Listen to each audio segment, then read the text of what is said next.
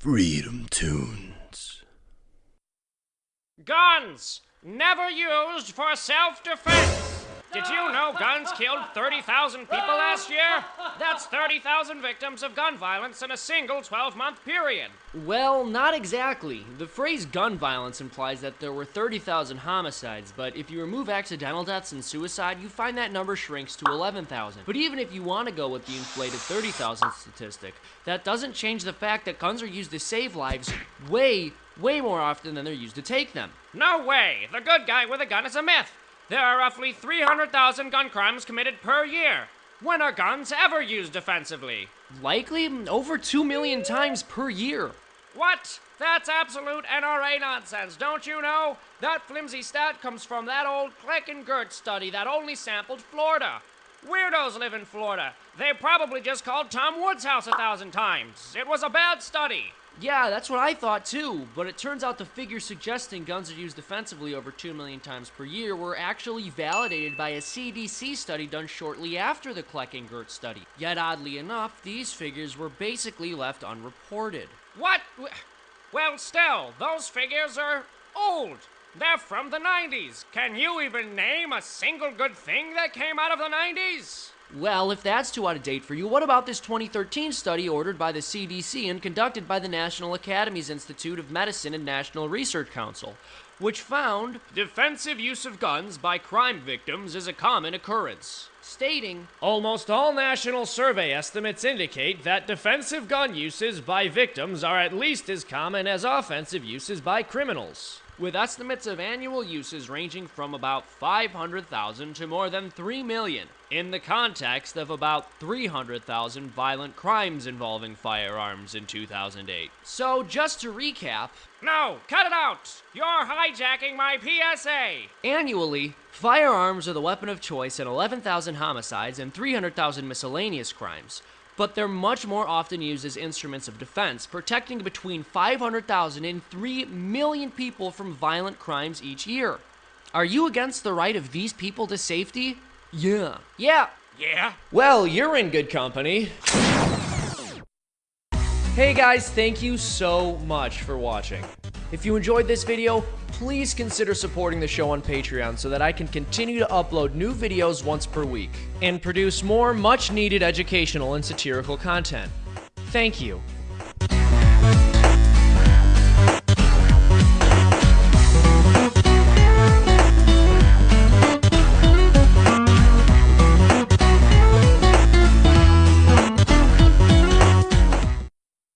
I was hoping to find a less preachy way to deliver this message, but due to lack of time and energy in the face of what's taken place, I'm just gonna have to rant this one out. Where to begin?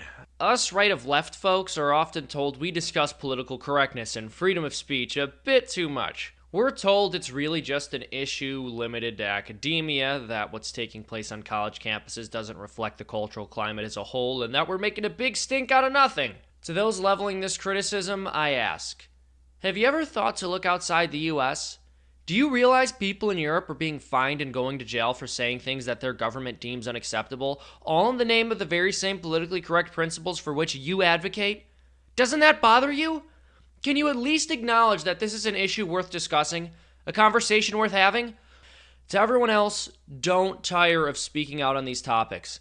Politically correct social justice leftism is about censorship. I don't know how many examples of European countries adopting and enforcing hate speech laws it's going to take to get the left to admit this, but one thing's for sure, we need to start pointing this kind of thing out in conversations with them. Next time they tell you PC culture is harmless, that it's simply a matter of asking for a more polite discourse, ask them how they explain away the fact that every nation more advanced along the cultural path they seek to lead us is prosecuting innocent citizens under hate speech laws.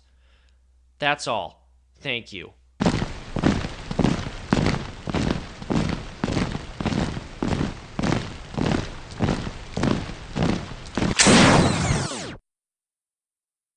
FreedomToons. I'm a brilliant intellectual. As am I. The two of us are sick and tired of dealing with troglodytes and have moved into a bomb shelter so we don't catch the stupid. To stay sharp, we spend our days pursuing the pastime of true intellectuals, debunking YouTube videos. We are? The Debunkers. Pornography. Some people believe it should be available and accessible without stigma. Others think, well, it's not for me, but it's fine for other people in certain situations. And a few people think it should be banned completely. Oh, did I say pornography? Sorry, I meant abortion. Our main story tonight is abortion. And yes, we have talked about it before. Last time we looked at the way abortion laws in America have, in many places, made access to abortion difficult, as clinics all over the country have shut down. But tonight, we're going to focus on the exact opposite of an abortion clinic, something called a crisis pregnancy centre. The opposite of an abortion clinic? Can you think of anything worse? Facilities whose primary purpose is to talk women out of terminating a pregnancy. Oh, how horrible. Something they don't often make that clear. Oh, they don't always make that clear? How deceptive. Yes, nothing like Planned Parenthood, which makes it perfectly clear that nearly 25% of their clinic revenue comes from performing abortions, and that they have literal quotas they need to fill by pushing more women towards abortion, whether or not they truly believe it's the right option for them. Instead, running friendly-looking ads like this. Before you make the decision about a pregnancy that comes at a less than perfect time, get jelly on the belly. Come to Sunrise Women's Clinic, a clinic where our nurses specialize in early pregnancy options. Okay, jelly on the belly is a pretty childish way to describe an important medical procedure. Yes, and Planned Parenthood is a pretty silly way of describing a facility for people who are neither interested in planning nor being parents. I'm not sure that I would trust a doctor that referred to colonoscopies as looking for cooties in the booties. But the second, one of the early pregnancy options that you won't get at Sunrise Women's Clinic is an abortion. Can you imagine the horror of persuading women to choose other options besides abortion? But that can be hard to tell from their vague name and marketing, and that actually happens a lot with CPCs. Take the Centre for Pregnancy Choices in Mississippi. It sounds like a welcoming place. The website even has links labelled Thinking Abortion and Thinking Parenting, and it was founded by a woman named Barbara Beavers, whose very name sounds like that of a sassy mother in a TV show about a family of beavers. It would be called Hot Damn, and it would be absolutely delightful. But once you're inside her CPC, you will find that it is vehemently against any choice that is not carrying a pregnancy to term. Vehemently against any choice that is not carrying a pregnancy to term. I just love how he worded that. As if there are multiple ways of not carrying a pregnancy to term. Abortion. Literally, the one other option besides carrying a pregnancy to term is abortion. That's it. It's one option. But for whatever reason, it's the only option you seem to be obsessed with ensuring women take. In fact, just listen to Barbara explain where she stands on abortion. You're deceiving yourself if you say you can kill your baby and it'd be good for you. That's just deception. That's not true. It doesn't register with reality. Mamas, women are not made that way. Women are made to protect and to guard and to die for their babies, not their babies to die for them. Okay. I gotta break character here for a second. Wow. Literally none of what she said here should even be controversial. I mean, this is such a sweet woman.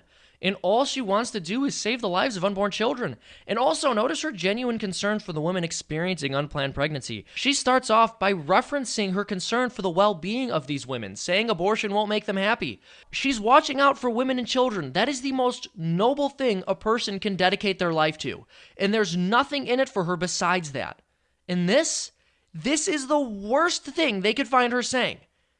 And it was actually kind of beautiful. Let me be perfectly clear here, Barbara. The only females made to die for their babies are Pacific salmon.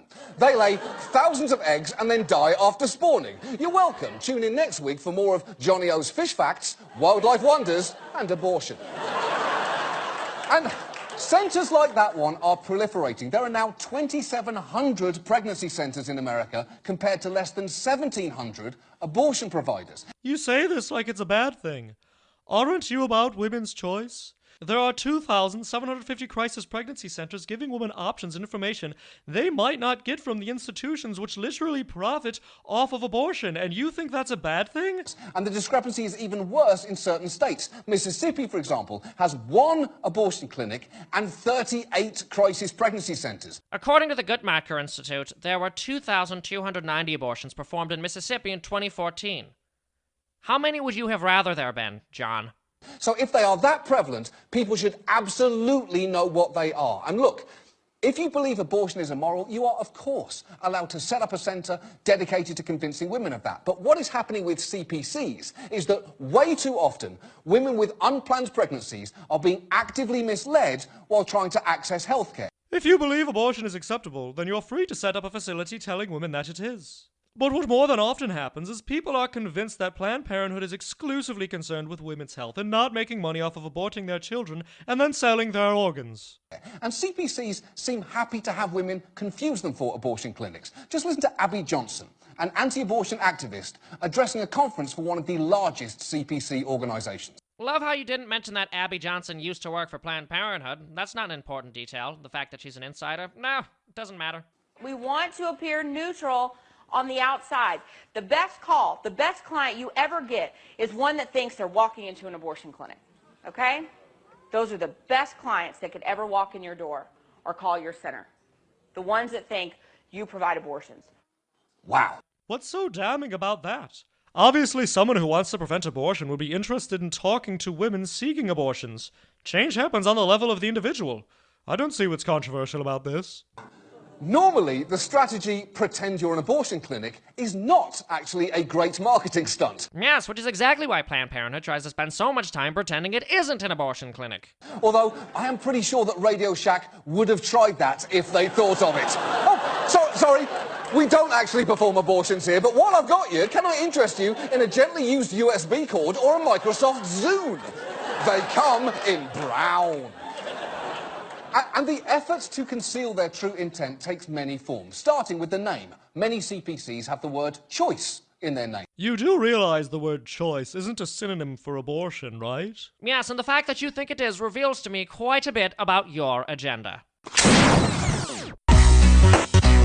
Hey guys, thank you so much for watching. If you enjoyed this video and want to help me make more, please donate at patreon.com/FreedomToons so I can get more of these cartoons done and keep releasing them once per week. Thank you.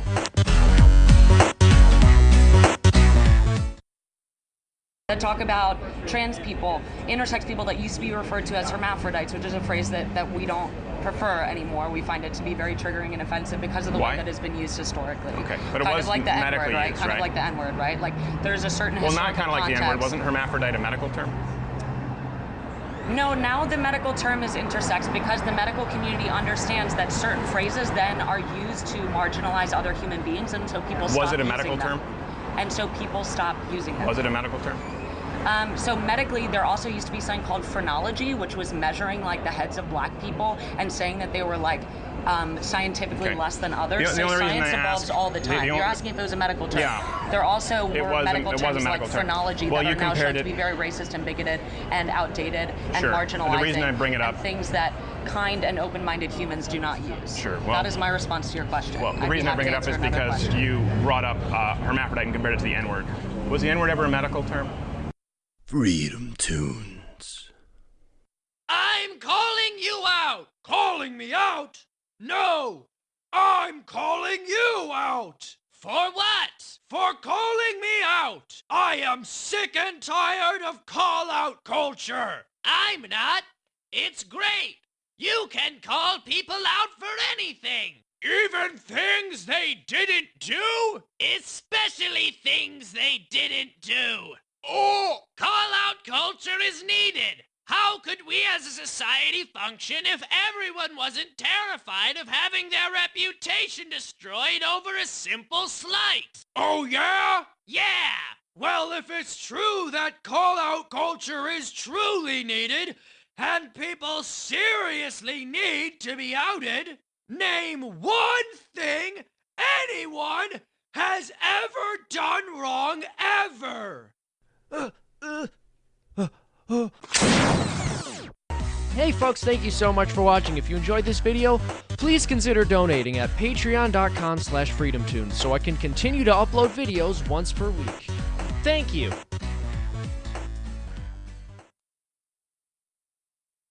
Now, where I get hazy, Mr. D'Souza, is where you claim you shouldn't be prosecuted for this crime. I find that very convenient. Well, given that no first offender has ever been imprisoned for this crime, I find it decidedly inconvenient. You strike me as a particularly bigoted man, Mr. D'Souza.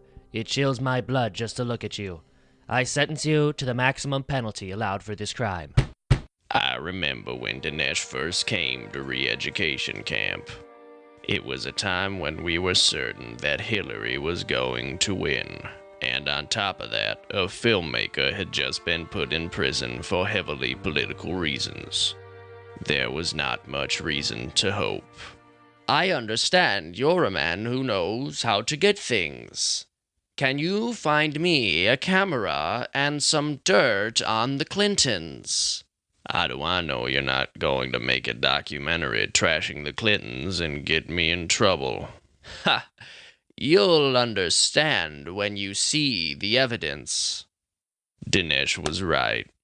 I understood why he laughed. It would take a man 200 years to sort through all the things the Clintons had done to fit into a single documentary. One day, a left-leaning Harvard law professor named Alan Dershowitz came to re-education camp. So what is Dinesh in for? Campaign finance violation. Gave $20,000 to a proxy to donate it to Wendy Long's campaign. But no one's ever been sent to prison as a first-time offender for this. This is a political prosecution. I can prove it. What? If other people realize this, perhaps I can be pardoned. You need to stop this, Dinesh. Hope is a dangerous thing. Alan, I heard you said you knew some things about Dinesh. That he shouldn't be in jail. Because this is a political prosecution. Would you be willing to testify? Absolutely. Just get my hand on that Bible. I was afraid so.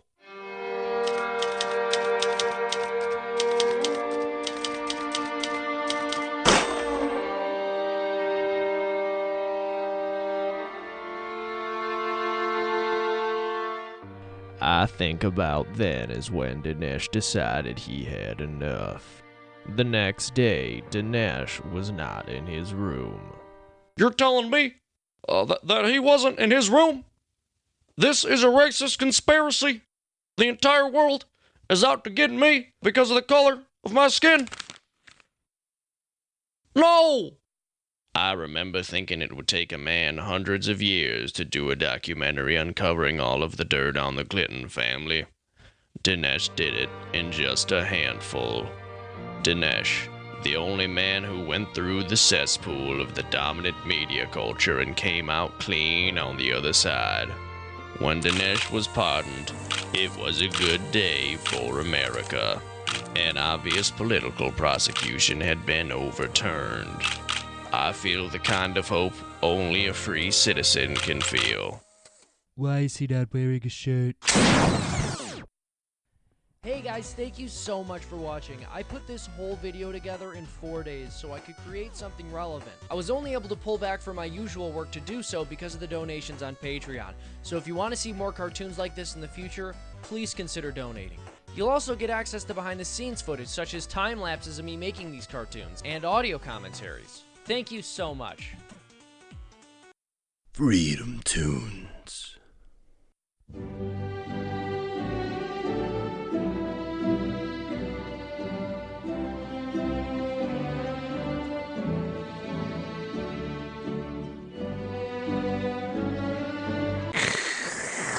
Ha! I'm reporting you to the DEA, you degenerate! Vaping is not a drug!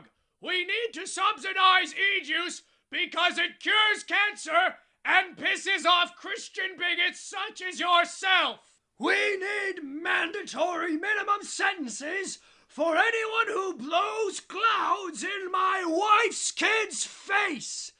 Vaping addiction is at an all-time high. I'm not addicted. I can quit anytime I want. It's easy. I already quit 7 times today! Make that 8! By that logic, I quit using heroin 473 times! Exactly! I have some heroin e-juice right here. Would you like to try some? I can't stoop to your level. You can just quit again.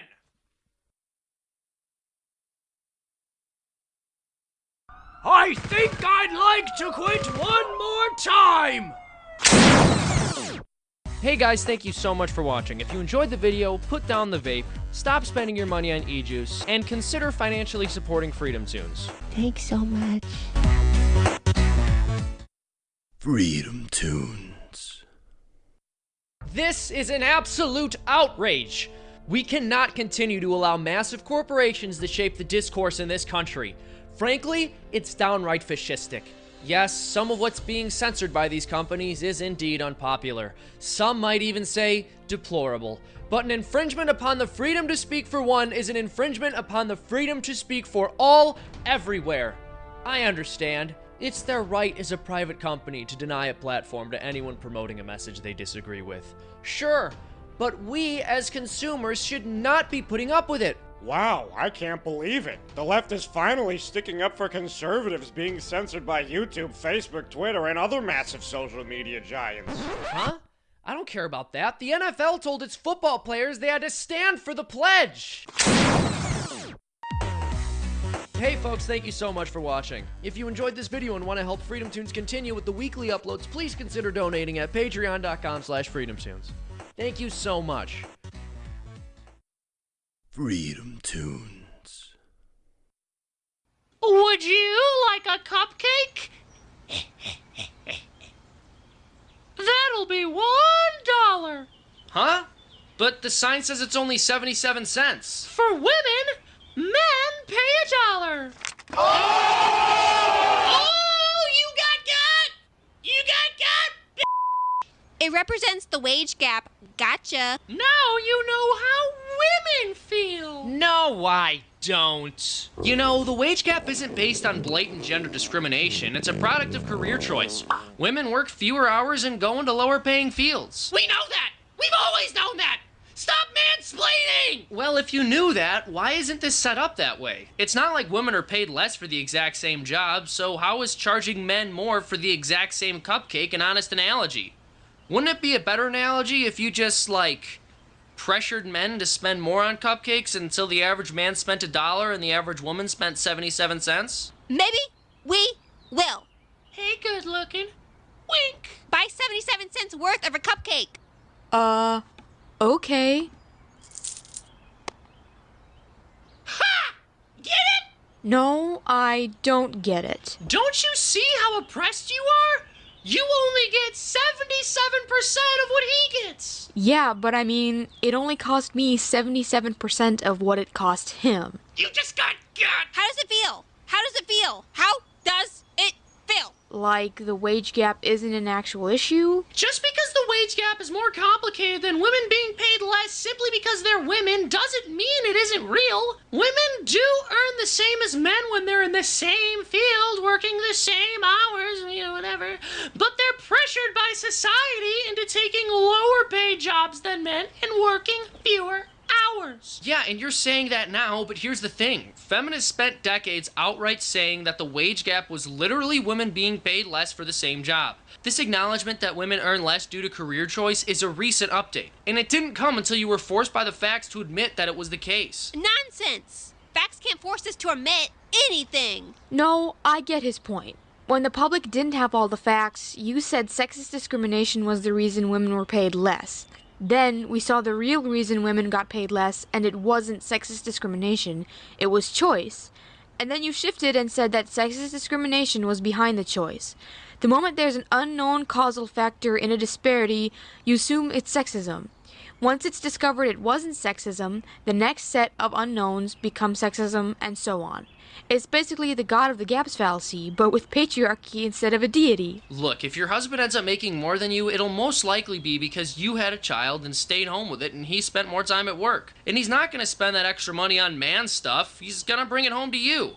I don't plan on having a husband. Yeah, I could tell based on the cupcakes.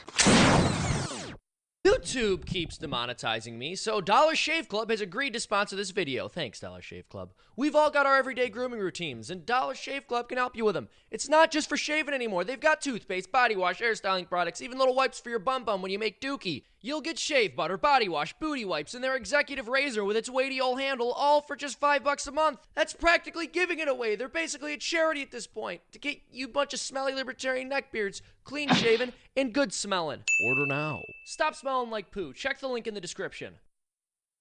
I'm a brilliant intellectual. As am I. The two of us are sick and tired of dealing with troglodytes and have moved into a bomb shelter so we don't catch the stupid. To stay sharp, we spend our days pursuing the pastime of true intellectuals, debunking YouTube videos. We are the Debunkers. So here are some quick and dirty facts on reverse racism. 1. Reverse racism does not exist. 2. Reverse racism is not real. 3. No, seriously, it's not a thing. How comprehensive. I agree. When black people hate white people, it isn't reverse racism. Yes, just flat out racism. Things like BET, Black Girls Rock, or Black History Month are not reverse racist against white people. Depends. I agree that some of those things aren't racist, or at the very least don't bother me much. So I guess that means no one has ever been racist to a white person ever. Yes, also, curious that for your examples you choose trivialities such as TV networks that offend white people, rather than examples of white people being beaten half to death in black neighborhoods simply for the color of their skin. Because remember, in a society where white is seen as the default race, all history is white history. Yeah, society is more complex than a singular monolith. Different aspects of our society and culture see different characteristics as default. And also, yes, in the West, most of the history taught in schools is about white people, similar to how in the East most of the history taught isn't. Do schools in Japan need a White History Month? But racism isn't just someone feeling superior to another race and then discriminating against them. Literally, yes, it is. That's just the tip of a very messed up iceberg. Racism works on both an individual and societal level. Yes, this is actually true, but I'm nearly certain she's going to contradict herself in a moment. While true that racism works on the level of individuals as well as on the level of societies as a whole, the left insists upon focusing on racism at the level of society, and of course only insofar as it can be claimed that society is racist against whichever minority they're choosing. But, because when you argue that racism against white people can't exist because it doesn't factor in institutional power, you're actually completely losing the ability to examine racism on the level of individuals. Minorities have fewer opportunities to express prejudice against whites. Says you. Yes, and even if that is true, that would just mean that minorities are racist less often, not never. And they lack the institutional power that protects them if they do. Ding, ding, ding. She references institutional power. We're psychic. Let me reiterate. A black person expressing racial prejudice or backwards ideas about white people or any other race is not okay. But on a structural level, black prejudice does not affect the rights of white people. Yes, it can. It's literally legal to discriminate against white people in certain contexts due to affirmative action and affirmative action-style ethics. And once again, even if you were correct about this, all that would mean is that black racism against whites isn't as much of a problem. Not that it doesn't exist at all. It doesn't affect the rate at which white people go to jail, experience police brutality, unemployment, poverty, or housing discrimination. That very well could be true. But that doesn't mean it isn't racism. I'm not sure why this is so difficult. Oh, I know why. Because the left is interested in totally co-opting the word racism and removing it from its original context because they aren't actually concerned with the way individuals treat one another. They're just interested in perpetuating a particular set of ideological tenets. And because the word racism is so emotionally charged given our country's history, it would be a very nice linguistic tool to hijack in this pursuit. Minorities deal with these realities at a much higher number. Someone with a white-sounding name is 50% more likely to get a job callback than someone with an ethnic-sounding name. You're talking to a guy named Seamus. Black people are more likely to be killed by police, and twice as likely to be killed while unarmed. What's the reverse of that? The reverse of that would be the fact that white people are more likely to be killed by black civilians than vice versa.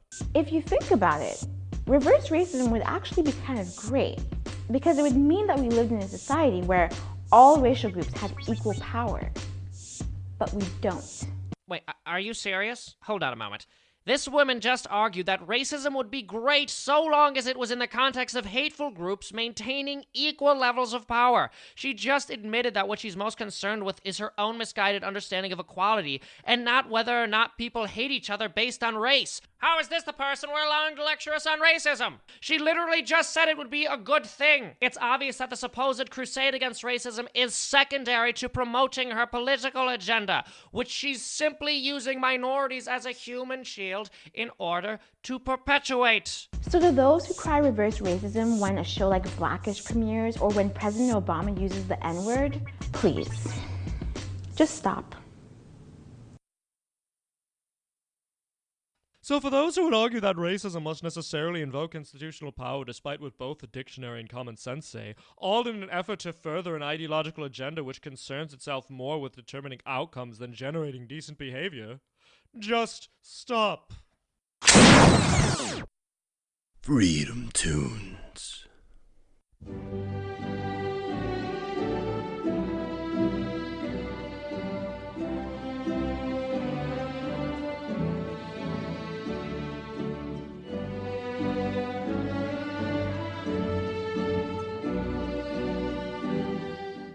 Extra! Extra! Read all about it! All about what? The Trump-Russia connection! You are fake news. Sir. Fake news? Fake news! No! You're fake news! I'm fake news? No! You're fake news! This just in! Right-wing fascist doesn't like to hear the truth about his favorite dictator! Extra, extra! Lefty makes up lies to push their agenda! Attention, attention! Right-wingers' lack of intelligence correlated with low sperm count! Read all about it! Left-wingers' dad never showed him enough love, and now the daddy issues surface. At least I had a dad. Unlike your don't you dare to no two moms. Yeah, fake news.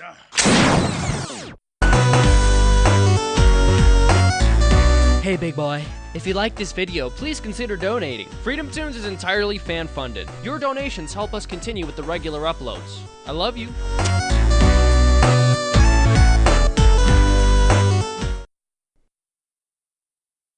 Welcome to the Echo Chamber. I'm your host, Dr. Mac. Decades ago, civil rights leaders had a vision, a dream, that black people would be able to live their lives however they chose, without fear of being judged or ostracized for taking part in certain activities, holding certain views, and choosing certain lifestyles simply because of the color of their skin. And we, their white saviors on the left, gave that option to them.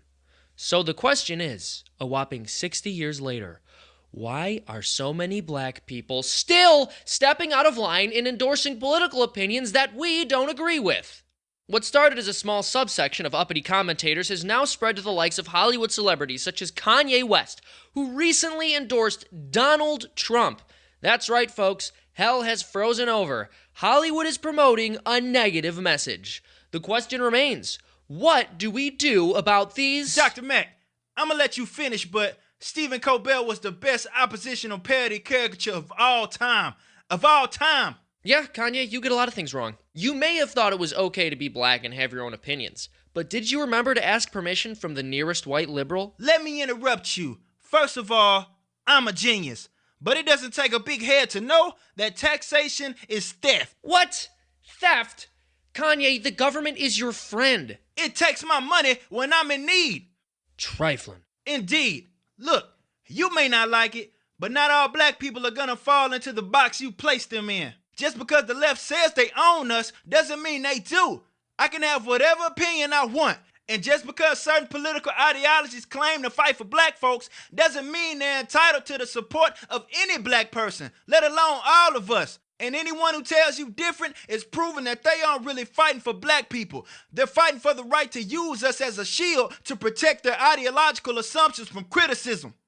Well, this has to be the most damaging message ever promoted by a hip-hop artist. Now, I ain't saying FreedomToons is a gold digger, but he needs some of that money on Patreon. If you enjoy these cartoons, donate so he can make more.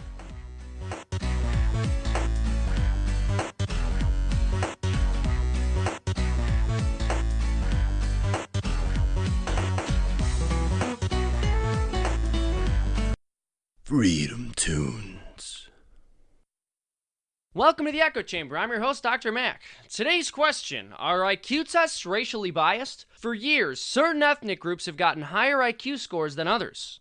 Look, folks, people have been claiming that IQ tests were racially biased for decades based on the fact that nobody wants to admit when they're unable to score as highly as somebody else, but the bottom line is that IQ is one of the most substantiated claims in psychological science. And the idea that every time you fail at anything, IQ tests included, it's a result of the fact that society is biased against you as a person is just ridiculous. Okay, folks? Are you speeding this guy up? I can barely understand him. Speeding him up? Mac, we're playing him in slow motion for you. Honestly, it's ridiculous, and it needs to stop, folks, okay? Facts don't care about your feelings. Ben, slow down there for a moment. What's your IQ? Well, it was 215, but it drains 5 points every moment I find myself speaking with you. Well, I'll have you know, I myself am also a genius. I scored a B+ on my IQ test. They don't give letter grades on IQ tests, Mac. 88%. 88th percentile? So, okay, so your IQ is what, 116? 88. Oh my gosh, your IQ is actually 88. Lonely at the top. Okay, folks, who let this man be a journalist? Oh, you think you're so high and mighty because you have a high IQ. Yeah. You only scored so well because IQ tests are racially biased, Ben. You think IQ tests are culturally biased in favor of Jews? I mean, look at this Weschler IQ test. If Uncle Mordecai calls you a Mashugana each time 3 successive dreidel spins result in a number adding up to less than 7, how many yarmulkes surround the menorah on the 11th day of Hanukkah? Well, the answer is obviously 12, folks. See? And he got that answer correct after speaking to me upwards of 60 seconds. You know how low his IQ must be at this point? 100, my IQ is 100. Oh my gosh. Dang it, I knew this would happen. Drop a few more points and I may be able to get you a job here. 80. It's down to 80. You're hired. We need the government to take care of us, folks. Feelings don't care about your facts. Okay, you might not be able to tell based on the horribly low quality of this cartoon and the terrible impression that they did of me, but a lot of people actually spent a lot of time making this, and if you want to support the show, you're going to have to donate because nothing is free, and animation is not a basic human right, alright, gang? FreedomToons.